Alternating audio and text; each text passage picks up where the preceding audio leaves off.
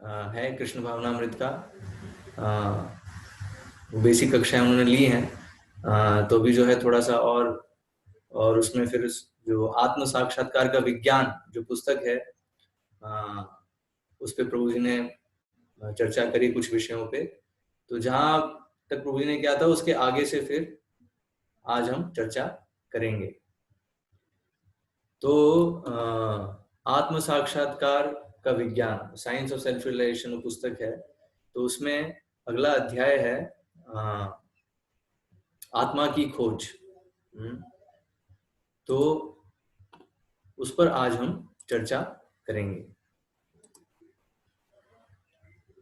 तो ये आत्मा की खोज जो है, इसमें ये बड़ा ही अनोखा लेख है। इसमें एक हृदय रोग के विशेषज्ञ हैं, डॉक्टर विल्फ्रेड जी बिगेलो।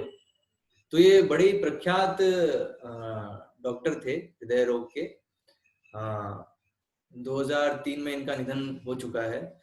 लेकिन जब प्रभुपाद जिस समय प्रचार कर रहे थे तो उस समय ये बड़े ही विश्व प्रसिद्ध वैज्ञानिक थे। इन्होंने बहुत काम किया है हार्ट सर्जरी के एरिया में। तो इन्होंने अपना अनुभव शेयर किया। एक्चुअली इन्होंने जो इनके जो पूरा जो जीवन था उसमें इन्होंने जितनी भी सर्जरी करी, तो उससे इनको ये अनुभव हुआ कि आत्मा करके कुछ है, मतलब जीवन है वो शरीर से अलग है ना। इतना उनको समझ में आ रहा था। तो उनको जिज्ञासा हो रही थी कि क्या है ये जीवन, क्या है। तो उन्होंने एक प्रश्न, एक पत्र लिखा सभी थियोलॉजियंस को, है ना। थियोलॉजियन मतलब जो भी रिलीजियस स्टडी करते हैं और ये आत्मा अध्यात्म के विषय में स्टडी करते हैं। तो उनके लिए उन्होंने एक ये पत्र लिखा जिसमें उन्होंने ये लिखा कि इसकी खोज कैसे की जाए, आत्मा क्या है, कैसे समझा जाए। तो उस पत्र का उत्तर फिर शिला प्रभुपाद ने उनको लिखा, है ना। तो वो जो ये जो लेख है, इसको हम पढ़ेंगे और थोड़ा समझने का प्रयास करेंगे कि जो ये डॉक्टर बिगेलो हैं, उन्होंने अपने अनुभव से जो देखा उससे क्या क्या उनको प्रश्न हुआ और उसका उत्तर कैसे शिला प्रभुपाद ने अपने पत्र में दिया। तो यहाँ सबसे पहले यहाँ पे वर्णन है जब प्रभुपाद ने एक प्रवचन दिया था मैसेच्यूसेट्स इंस्टीट्यूट ऑफ टेक्नोलॉजी में।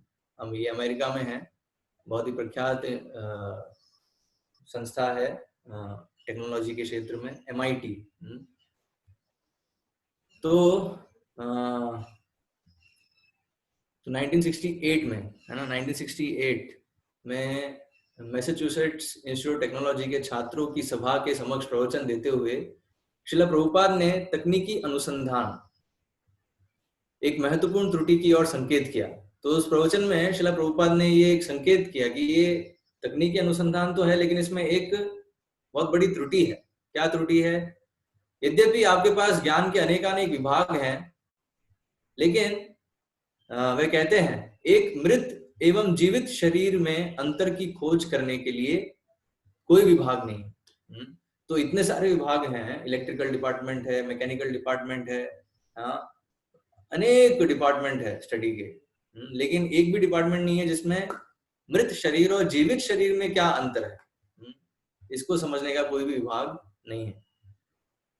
तो आधुनिक विज्ञान यद्यपि भौतिक देह की यांत्रिक कार्य प्रणाली को समझने में उन्नति कर चुका है, परंतु वह देह को सजीव रखने वाले चिन्मय स्फुलिंग के विषय में अध्ययन करने की ओर बहुत कम ध्यान देता है ना। तो ये त्रुटि है। तो हम जो यांत्रिक कार्य प्रणाली है उसको समझने में तो बहुत प्रयास कर रहे हैं और उसमें बहुत उन्नति कर ली है, लेकिन जो चिन्मय स्फुलिंग है, जो आत्मा है, जो कि हम स्वयं हैं, उसमें अध्ययन करने के लिए कोई समय नहीं दिया जाता।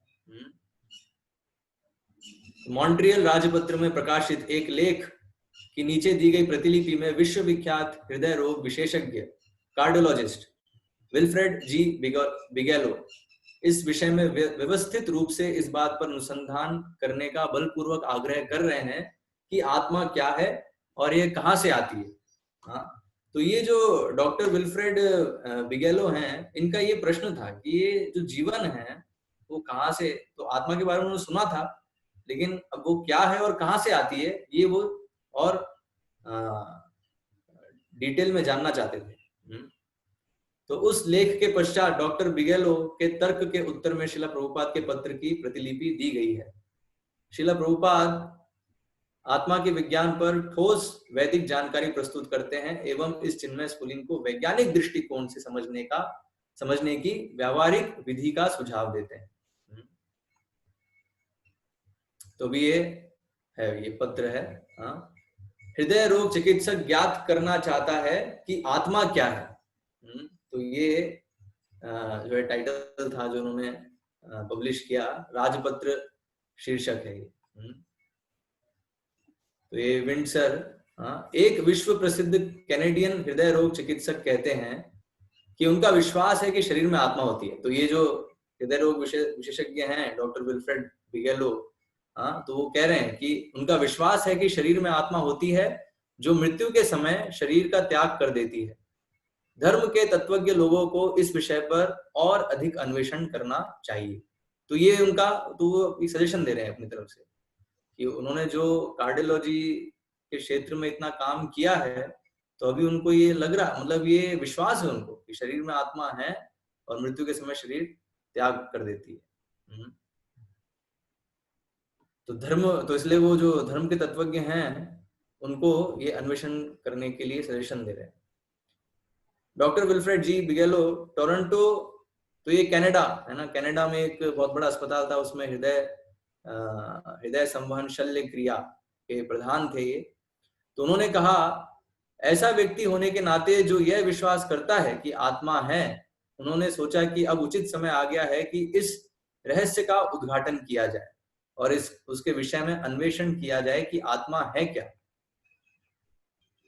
तो अभी देखिए ये डॉक्टर बिगेलो का जो ये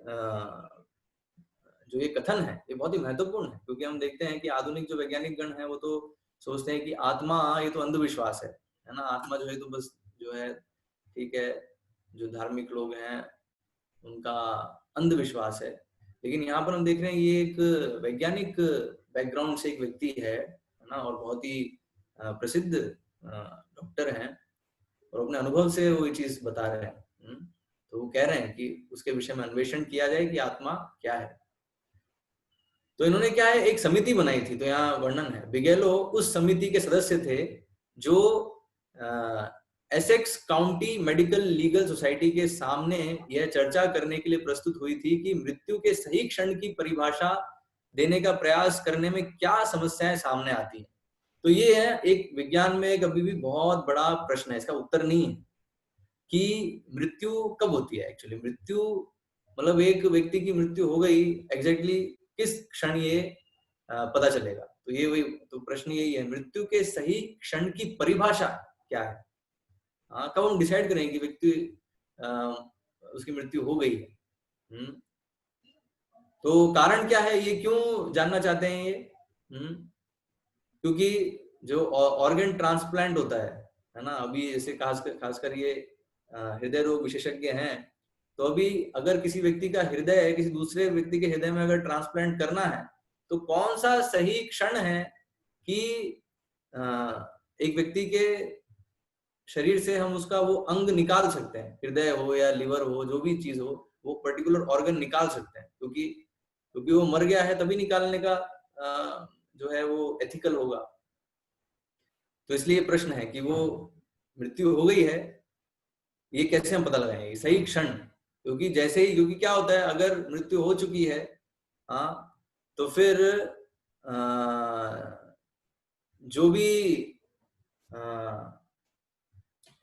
अगर मृत्यु हो चुकी है तो फिर धीरे धीरे सारे जो ऑर्गन्स हैं वो डिके होना चालू हो जाते हैं। तो इसलिए ये बहुत इंपॉर्टेंट है ये समझना बिल्कुल सही क्षण, क्योंकि उसी क्षण फिर ऑर्गन को निकाल के फिर ट्रांसप्लांट किया जा सके। तो हृदय तथा अन्य अंगों के प्रतिरोपण के इस युग में यह प्रश्न महत्वपूर्ण बन गया है, विशेषकर उस परिस्थिति में जबकि इन अंगों का दान करने वालों की मृत्यु अवश्यंभावी हो जाती है। तो ये प्रश्न है, इसलिए इसका उत्तर निकालने के लिए उन्होंने एक समिति बनाई और उस समिति के सदस्य थे डॉक्टर बिगेलो। तो इंडियन मेडिकल एसोसिएशन ने मृत्यु की परिभाषा प्रस्तुत की है, जिससे अधिकांश लोगों के द्वारा स्वीकार किया गया है। तो अभी जो इंडियन मेडिकल एसोसिएशन उसने एक मृत्यु की परिभाषा दी, हाँ, तो वो क्या है?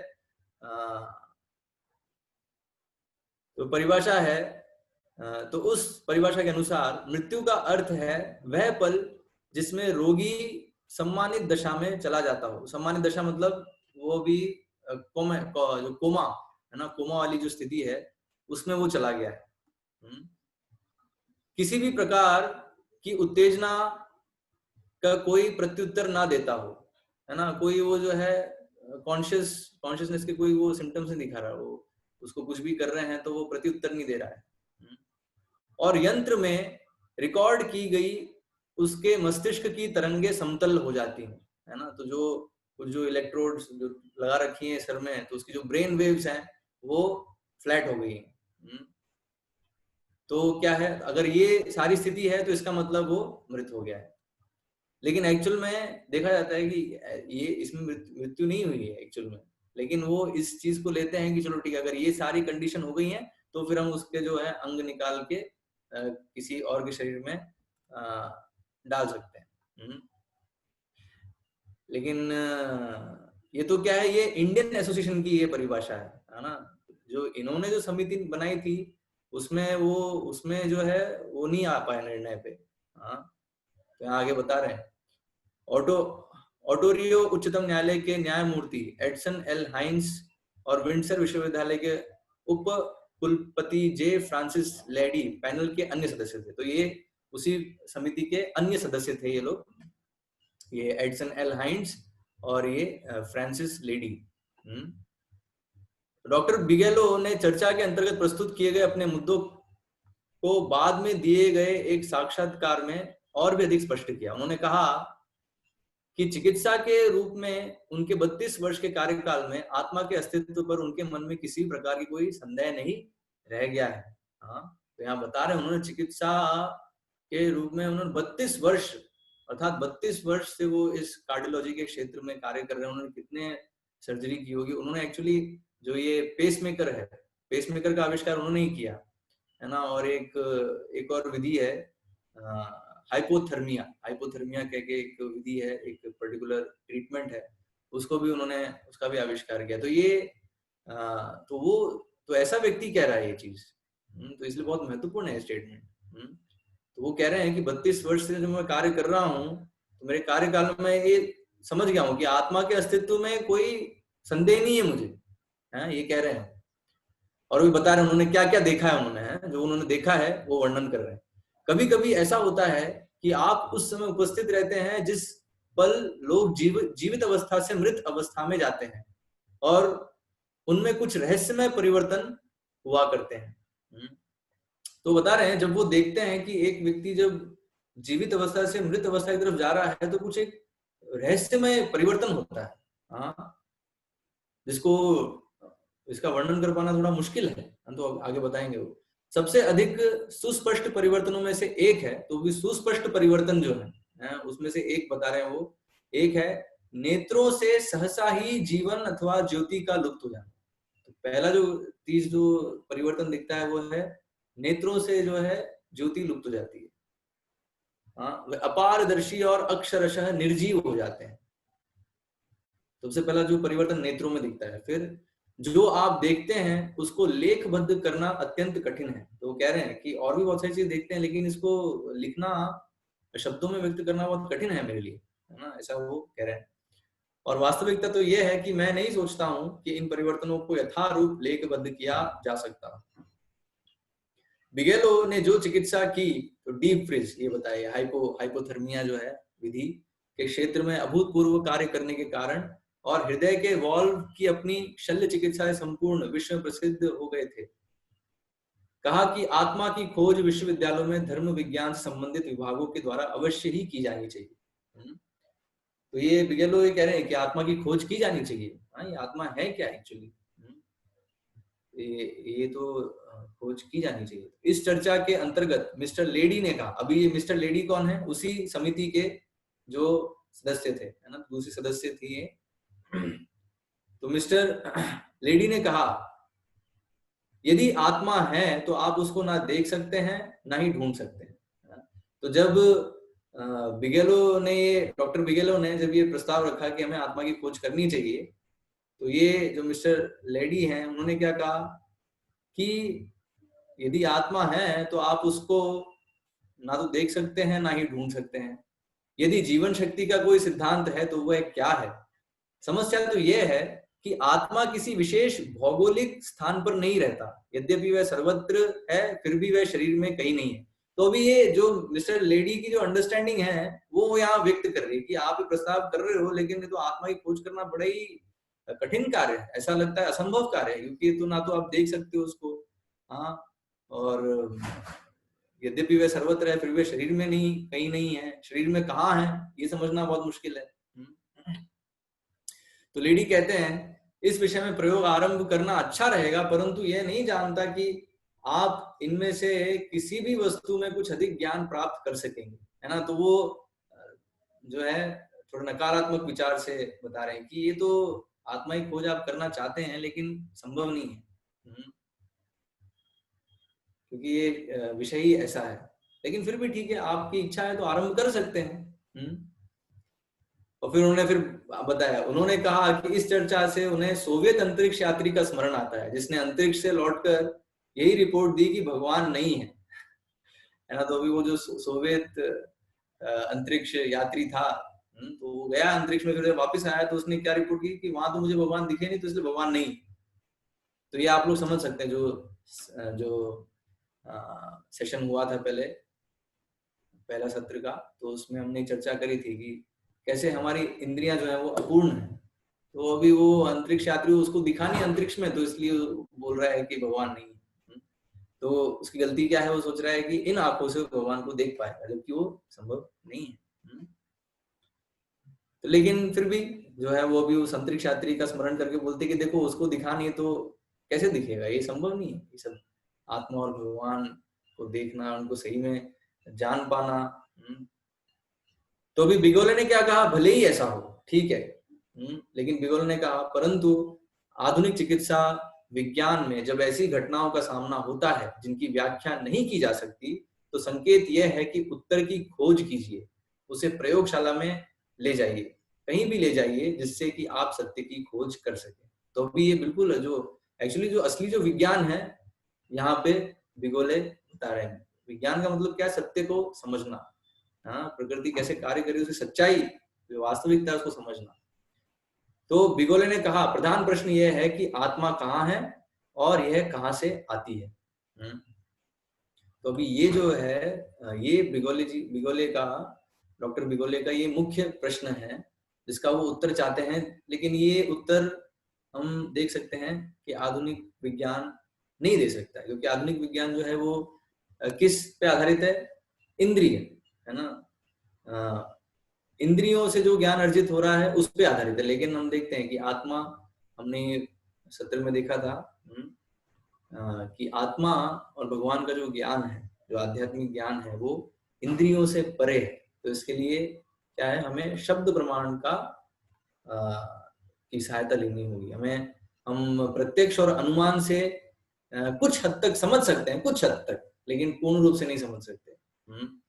जैसे यहाँ पे बिगोले क्या है, बिगोले भी अपने प्रत्यक्ष और अनुमान से समझ रहे हैं कि आत्मा कुछ है, लेकिन एग्जैक्टली अभी क्या है वो सिर्फ शब्द प्रमाण से ही समझ पाएंगे। तो इसलिए अभी श्रील प्रभुपाद जो कि आचार्य हैं, जो कि शास्त्रों का पूरा उन्हें मर्म पता है, तो अभी वो जो है इनकी जिज्ञासा का उत्तर दे रहे हैं अपने पत्र में। तो श्रील प्रभुपाद पत्र लिख रहे हैं, प्रिय डॉक्टर बिगोले, कृपया मेरा अभिवादन स्वीकार कीजिए। मैंने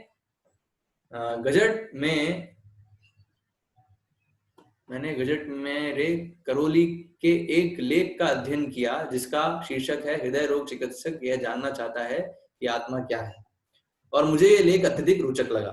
तो प्रभुपाद बता रहे हैं जहां पर ये जो लेख पब्लिश हुआ था, तो वहां तो प्रभुपाद ने इस लेख को पढ़ा, तो ये शीर्षक जो है प्रभुपाद को बहुत ही रोचक लगा। उसमें की गई समीक्षाएं आपकी गहन दृष्टि की सूचक हैं। अतः मैंने विचार किया इस विषय पर कुछ लिखें। संभवतः आप जानते होंगे कि मैं अंतर्राष्ट्रीय कृष्ण भावनामृत संघ का संस्थापक आचार्य हूँ। हरे कृष्ण संघ के कनाडा में अनेक मंदिर हैं, मॉन्ट्रियल, टोरंटो, वैंकूवर और हैमिल्टन में। तो ये डॉक्टर बिगोले हैं वो कनाडा में ही थे, है ना, तो इसलिए यहाँ प्रभुपाद कनाडा में जितने मंदिर हैं उनके विषय में बता रहे हैं, ताकि अगर डॉक्टर बिगोले सच में गंभीर हैं तो वहाँ मंदिर में जाकर भक्तों से मिलके जो है इस विषय पे और वो जानकारी प्राप्त कर सके। तो प्रत्येक जीवात्मा को उसकी मौलिक आध्यात्मिक स्थिति की शिक्षा देने के लिए ही कृष्ण भावनामृत अभियान का विशेष रूप से निर्माण हुआ है। निसंदेह जीव के हृदय में आत्मा उपस्थित है और वह शरीर का निर्वाह करने के लिए आवश्यक सभी शक्तियों का उद्गम है। तो अभी यहाँ प्रभुपाद उत्तर दे रहे हैं कि आत्मा कहाँ पर है ना, तो ये प्रश्न था ना, ये प्रश्न था बोलेगा। प्रधान प्रश्न ये है कि आत्मा कहाँ है और ये कहाँ से आती है। तो भी इस प्रश्न का उत्तर यहाँ प्रभुपाद दे रहे हैं। निसंदेह जीव के हृदय में आत्मा उपस्थित है और वह शरीर का निर्वाह करने के लिए आवश्यक सभी शक्तियों का उद्गम है। तो ये एक्चुअली ये जो प्रभुपाद यहाँ कह रहे हैं ना, ये डॉक्टर बिगोले अपने अनुभव से वो समझ रहे थे, लेकिन उनको प्रमाण नहीं हो पा रहा था, उनकी पक्का नहीं हो पा रहा कि सही है क्या। लेकिन अभी शास्त्रों से हम पक्का कर सकते हैं कि यस, हाँ यही चीज है। तो एक्चुअल में जो आत्मा है वो हृदयेशे, भगवद गीता में भगवान बताते हैं, ईश्वर सर्वभूतानां हृदयेशे अर्जुन तिष्ठति, तो हृदयेश में, है ना, तो जो हृदय का जो रीजन है, जो एरिया, जो क्षेत्र है, वहां पर आत्मा का वास है,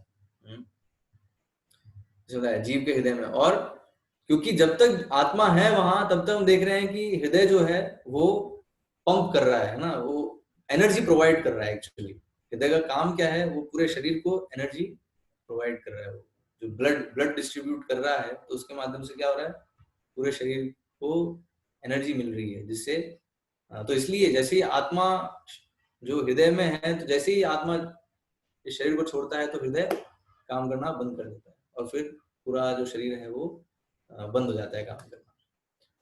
तो इसलिए यहाँ बताया है कि हृदय में है और वह शरीर का निर्वाह करने के लिए आवश्यक सभी शक्तियों का उद्गम है।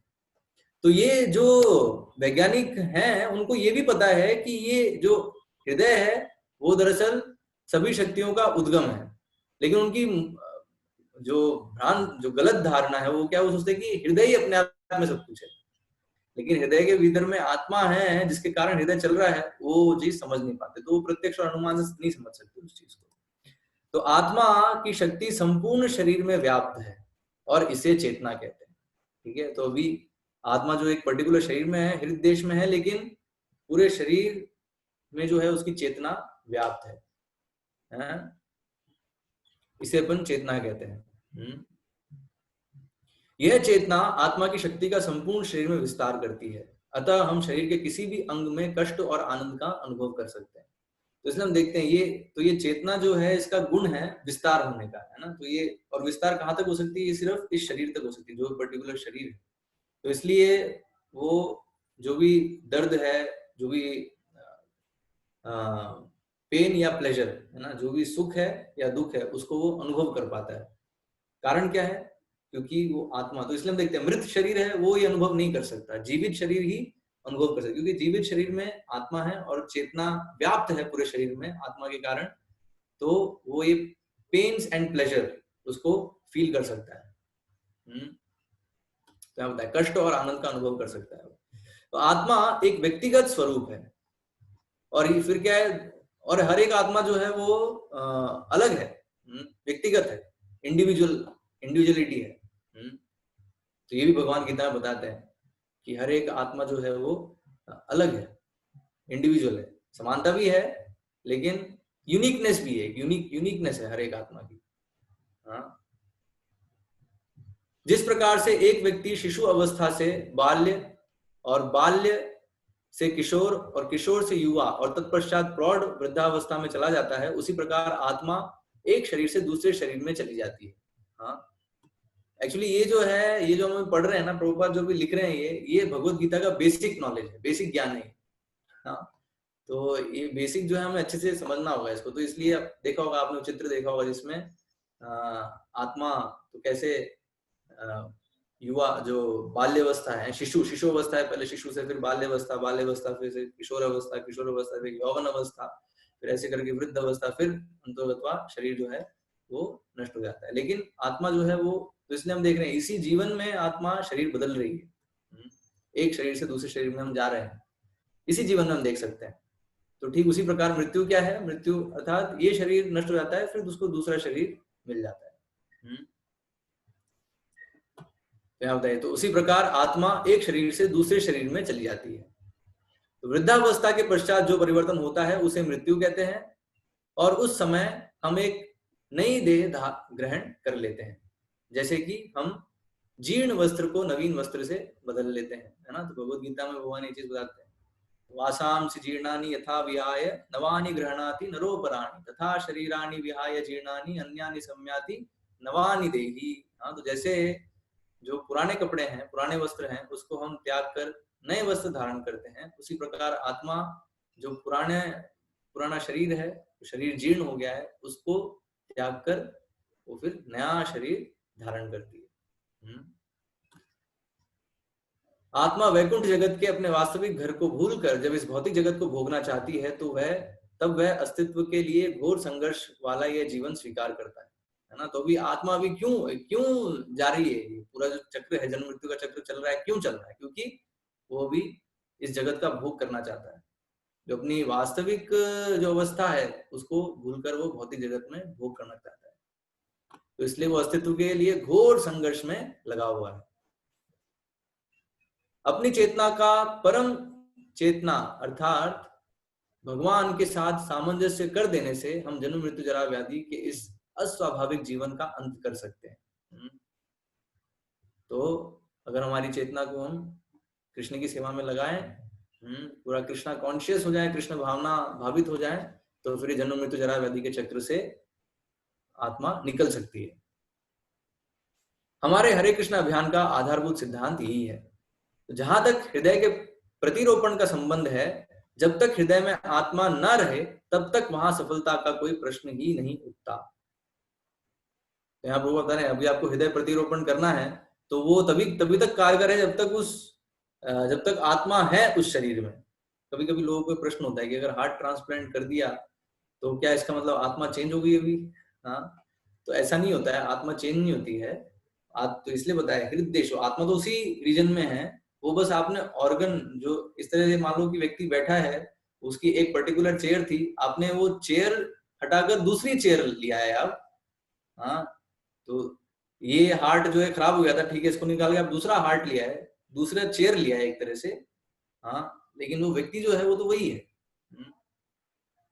हालांकि ऐसे भी कुछ हैं स्टडीज हैं जिसमें ये बताया कि जब हार्ट ट्रांसप्लांट और ये सब चीज होती है तो व्यक्ति फिर वो पहले ऐसा नहीं रहता, उसमें बहुत सारे चेंजेस होते हैं। एनीवेज वो फिर वो स्टडी फिर दूसरी हो जाएगी। बट हम एक चीज समझ सकते हैं कि जो आत्मा है एक पर्टिकुलर शरीर में, वो व्यष्टि आत्मा वो वही रहेगी, वो दूसरी, मतलब ऐसा नहीं है कि हृदय हमने ट्रांसप्लांट किया तो फिर दूसरी आत्मा जो है वो उस शरीर में आ जाएगी, ऐसा नहीं होता। हाँ, तो अतएव आत्मा की उपस्थिति स्वीकार करनी ही पड़ती है। मैथुन में यदि आत्मा उपस्थित ना हो तो गर्भ धारण हो ही नहीं सकता। तो मैं बताया, अगर जो शुक्राणु है, अगर उसमें आत्मा नहीं है तो फिर इसलिए फिर तब गर्भ धारण नहीं होता है। तो गर्भ निरोध की विधि गर्भ को विकृत कर देती है, जिसके फलस्वरूप गर्भ आत्मा के निवास के लिए उचित स्थान नहीं रह जाता।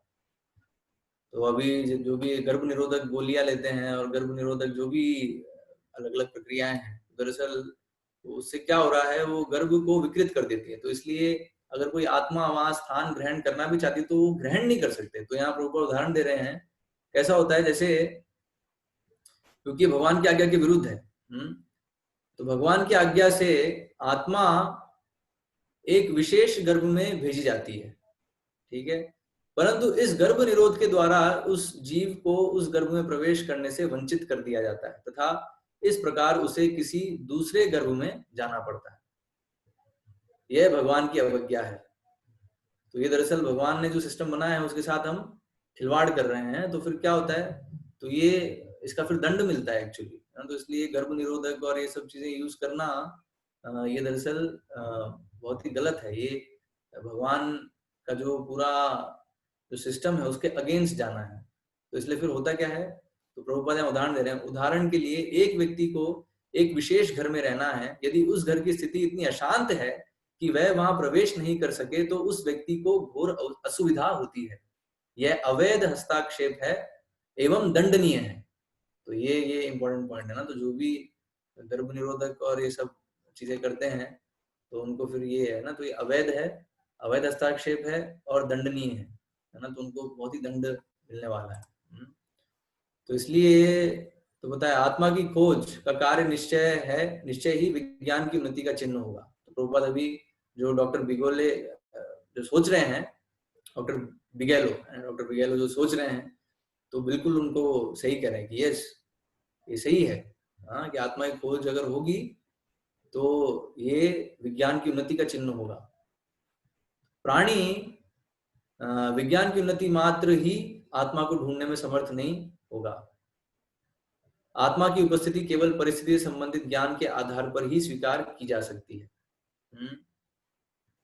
तो यहाँ प्रभुपाद बता रहे हैं कि ये दरअसल जो आत्मा का विषय है वो जो आपकी जो वैज्ञानिक पद्धति है उससे तो संभव नहीं हो पाएगी, उससे तो आप जान नहीं पाओगे। ये सिर्फ वैदिक साहित्य से ही आप जान पाएंगे। तो वही तो शास्त्र है ना, तो शास्त्र प्रमाण है, तो शब्द प्रमाण है, उसी से हम समझ पाएंगे कि आत्मा क्या है। तो यहाँ बताया, तो आप वैदिक साहित्य में पाएंगे कि आत्मा का परिमाण बिंद, तो बिंद मतलब ये जो टिप ऑफ द हेयर, जो बाल का जो कोना है, जो टिप है, उसका 1/10,000 मतलब